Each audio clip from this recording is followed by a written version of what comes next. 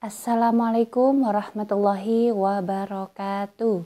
Kembali lagi di channel saya, Welinda Ahmad. Apa kabar Anda semuanya? Semoga Anda selalu dalam keadaan sehat walafiat dan dilancarkan segala urusannya serta dimudahkan rezekinya. Nah, di video kali ini saya akan membahas tentang inilah kriteria KPM PKH yang akan cair di tahap 1 tahun 2022 ini. Nah, siapa saja Kak itu? Mari simak video ini sampai habis, jangan di-skip agar tidak menimbulkan gagal paham. Dan bagi Anda yang baru bergabung di channel ini, saya ucapkan selamat datang dan terima kasih. Saya mohon dukungannya kepada Anda semua untuk terus dukung channel ini dengan cara klik tombol subscribe, aktifkan notifikasi loncengnya agar Anda mengetahui setiap saya mengupdate info-info terbaru. Kemudian jika Anda suka, silakan di-like dan di-share ke berbagai media sosial Anda. Nah, baik sahabat YouTube, di sini saya akan menerangkan ada beberapa kriteria KPM PKH yang tentunya akan dipastikan cair di tahap yang ke-1 ini tahun 2022 ini. Nah, siapa saja Kak itu? Mari simak video ini sampai habis. Yang pertama adalah kriteria yang akan cair bantuan PKH-nya di tahap yang ke-1 adalah yang pertama adalah KPM PKH tersebut harus mempunyai komponen PKH minimal 1 komponen dalam keluarga tersebut. Nah, patut Anda ketahui bahwasanya komponen-komponen yang ada di PKH itu berjumlah 5 macam komponen yang harus dimiliki KPM PKH minimal 1 saja dalam satu keluarga. Yang pertama adalah komponen ibu hamil. Jadi harus ada ibu hamil di situ ya. Nah, ibu hamil ini dihitung sampai dengan kehamilan kedua. Jadi kalau sudah kehamilan ketiga itu sudah tidak lagi mendapatkan bantuan PKH. Nah, nominal yang didapatkan oleh ibu hamil adalah Rp750.000 setiap tahap pencairan. Jadi kalau satu tahap itu Rp750.000, kalau dikalikan 1 tahun itu ada 4 tahap. Berarti dalam 1 tahun ibu hamil mendapatkan bantuan sebesar Rp3 juta. Nah, kemudian komponen yang kedua adalah komponen anak balita. Nah, anak balita ini dihitung mulai dari umur 0 hingga usia 6 tahun atau usia TK. Jadi kalau TK itu masih masuk komponen balita ya. Nah, di situ nominal yang didapatkan oleh anak balita itu sebesar Rp750.000. Nah, kenapa kok komponen ibu hamil dan balita ini merupakan nominal yang paling besar di antara yang lainnya? Karena kategori ini itu berhubungan dengan masalah gizi. Jadi kalau sudah berhubungan dengan masalah gizi itu tentunya yang diperlukan itu adalah sangat banyak dan tentunya agak sedikit mahal. Misalkan susu, telur, dibelikan ikan, dibelikan jangan pempes ya, karena itu tidak berhubungan dengan masalah gizi anak. Nah, anak balita di sini itu mendapatkan 2 balita saja dari satu keluarga. Jadi dibatasi 2 balita saja yang bisa mendapatkan bantuan PKH. Kemudian komponen yang ketiga itu adalah komponen anak sekolah. Nah, anak sekolah ini dihitung mulai dari SD, SMP, dan SMA. Kuliah tidak termasuk di dalamnya. Karena kalau sudah kuliah itu nanti bantuan PKH-nya akan berhenti atau diberhentikan. Nah, untuk anak SD itu mendapatkan bantuan sebesar Rp225.000 di setiap kali tahap pencairan. Nah, patut Anda ketahui bahwasanya di sini anak SD itu mendapatkan maksimal 2 anak SD saja di dalam satu keluarga. Jadi kalau ada 3 anak SD, maka yang satu tidak dapat, hanya 2 anak saja. Kemudian yang selanjutnya adalah komponen anak sekolah, yakni sekolah SMP. Nah, sekolah SMP ini dibatasi 2 anak saja yang bisa mendapatkan bantuan tersebut dalam satu keluarga. Kalau melebihi 2 anak berarti sudah tidak dapat lagi bantuan PKH. Nah, untuk bantuan yang didapatkan anak SMP itu adalah sebesar Rp375.000 di setiap kali tahap pencairan. Jadi, kalau misalkan anaknya SD 2, SMP 1 tinggal ditambahkan. Kemudian yang selanjutnya adalah komponen anak sekolah SMA, yang di sini juga dibatasi 2 anak maksimal yang bisa mendapatkan bantuan PKH dengan nominal yang didapatkan adalah Rp500.000 setiap anak. Jadi setiap kali tahap pencairan itu mendapatkan bantuan sebesar Rp500.000. Dalam 1 tahun ada 4 tahap, berarti 1 tahun mendapatkan Rp2 juta. Kemudian komponen yang keempat adalah komponen lansia. Nah, ini adalah komponen bagi orang yang sudah lanjut usia.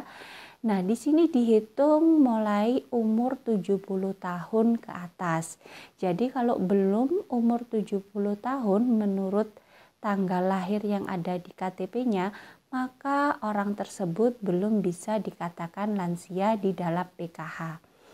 Nah, lansia ini mendapatkan bantuan sebesar Rp600.000 di setiap kali tahap pencairan.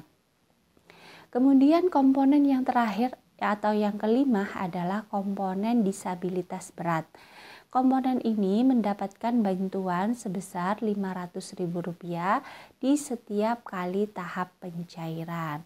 Nah, itu yang pertama adalah tadi syarat yang pertama harus mempunyai komponen apabila ingin PKH Anda masih tetap dicairkan. Minimal 1 saja dalam 1 keluarga. Kemudian yang kedua adalah kategori yang kedua harus komitmen baik dalam Vaskes maupun Vaksdis dan Kesosnya. Jadi sebagai anggota penerima bantuan PKH, agar bantuannya Anda itu tetap cair, maka Anda harus komitmen mendatangi fasilitas pendidikan bagi yang mempunyai anak sekolah. Jadi kalau anak sekolah itu harus daftar hadirnya itu harus terpenuhi, tidak ada yang sampai membolos atau tidak ada yang tidak beralasan untuk tidak masuk sekolah. Jadi semua anak PKH yang mendapatkan PKH anak sekolah, maka hukumnya wajib untuk mendatangi sekolahnya tanpa ada kecuali sakit atau kecuali ada izin lainnya. Itu selain itu harus komitmen datang di sekolahnya masing-masing, karena pendamping akan selalu mengecek kepada sekolahnya masing-masing apakah anak tersebut itu sering bolos atau tidak. Nah, itu menjadikan acuan kepada bantuan PKH Anda apakah tetap cair atau tidak kalau anak Anda komitmen dalam bersekolah. Kemudian yang kedua harus komitmen dalam mendatangi fasilitas kesehatan. Nah, ini khusus bagi anak balita dan ibu hamil. Jadi kalau anggota PKH yang kebetulan komponennya itu adalah anak sekolah, anak balita dan ibu hamil, maka hukumnya harus komitmen mendatangi setiap ada posyandu di daerahnya masing-masing. Kalau tidak ada posyandu, ya harus datang ke puskesmas untuk melakukan imunisasi atau cek berat badan ataupun cek-cek kesehatan yang lainnya. Jangan sampai tidak pernah mendatangi fasilitas kesehatan-kesehatan yang ada di daerah Anda masing-masing. Karena setiap pendamping PKH akan selalu mengecek ke fasilitas-fasilitas kesehatan di daerah Anda tersebut, apakah Anda komitmen mendatangi fasilitas kesehatan tersebut atau tidak. Kemudian selanjutnya adalah komitmen kesos. Jadi bagi lansia harus memeriksakan kesehatannya itu beberapa kali dalam sebulan itu ke puskesmas atau ke posyandu masing-masing. Jadi di situ kita sebagai pendamping terus memantau perkembangan yang ada di sekolah, yang ada di fasilitas kesehatan maupun di kesejahteraan sosial bagi para lansia. Kemudian kriteria yang ketiga yang bisa menjadikan bantuan PKH Anda cair itu adalah nama Anda harus masuk di SK pencairan yang ada di Kementerian Sosial atau bisa disebut dengan SP2D. Jadi setiap akan diadakannya pencairan itu nanti Kementerian Sosial akan membuatkan SK bagi penerima-penerima manfaat PKH. Nah, di situ akan diterahkan nama-nama siapa saja yang akan cair bantuan PKH-nya di tahap 1 ini tahun 2022 ini. Nah, nanti setelah dibuatkan SK oleh Kementerian Sosial nanti akan diberikan ke bank, juga SP2D-nya akan diturunkan kepada pendamping PKH. Jadi Anda bisa menanyakannya kepada para pendamping PKH Anda jika nanti ada pengumuman pencairan PKH di tahap 1 ini. Manakala nama Anda sudah muncul, berarti Anda silahkan mengecek ke ATM masing-masing atau ke agen terdekat di rumahnya Anda. Manakala belum ada nama Anda, berarti sabar karena masih ada termin-termin berikutnya untuk mencairkan bantuan-bantuan PKH Anda. Nah, kemudian kategori yang keempat adalah tidak gagal omspam antara data yang di Kementerian Sosial dengan data yang di perbankan.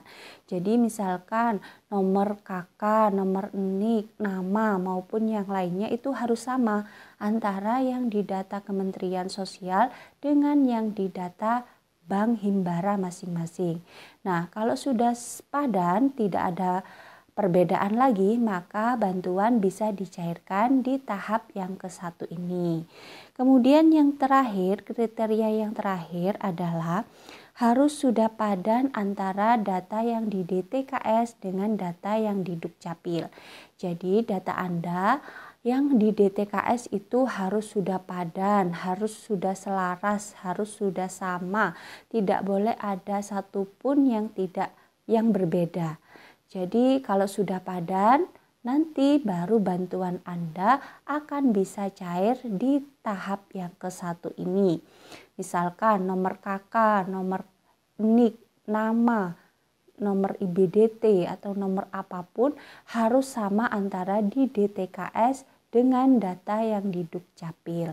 Nah, ini perlu Anda ketahui semuanya bahwasanya syarat-syarat pencairan itu sekarang mengacu kepada data yang di Dukcapil. Kalau data DTKS dan di Dukcapilnya itu tidak padan, maka harus dipadankan terlebih dahulu baru bisa menerima pencairan bantuan PKH di tahap yang ke-1 ini. Nah, itu saja informasi yang bisa saya sampaikan. Semoga bermanfaat bagi Anda semua.